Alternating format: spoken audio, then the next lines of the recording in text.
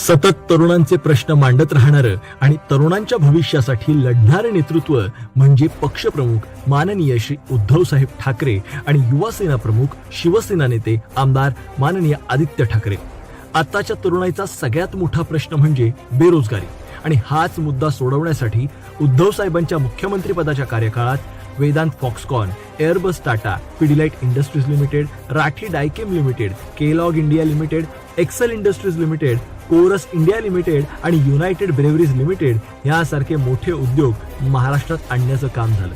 देशातील सर्वात जास्त गुंतवणूक महाराष्ट्रात आणली, ज्यातून लाखो तरुणांना रोजगार मिळणार होता. युवा सेनेच्या माध्यमातून माननीय आदित्य ठाकरे सदैव तरुणांचे प्रश्न मांडत असतात.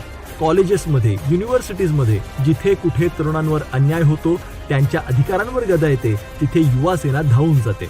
आदित्य ठाकरे यांच्या पुढाकारातून मुंबई महानगरपालिकेच्या मुंबई पब्लिक स्कूलमधून सीबीएसई, आयसीएसई, आयजीसीएसई यासारखं उत्तम दर्जाचं शिक्षण दिलं जात आहे, जेणेकरून भावी पिढ्यांचं भविष्य उज्ज्वल होईल. माननीय उद्धव साहेबांनी मुख्यमंत्री असताना तरुणांच्या उच्च शिक्षणासाठी राजर्षी छत्रपती शाहू महाराज शिक्षण शुल्क शिष्यवृत्ती योजना आणली. तरुणांच्या रोजगारासाठी, तरुणांच्या शिक्षणासाठी, तरुणांच्या उज्ज्वल भविष्यासाठी उद्धव साहेबांनी आपल्या 2.5 वर्षांच्या काळात प्रामाणिकपणे, सचोटीने आणि जिद्दीनं काम केलं.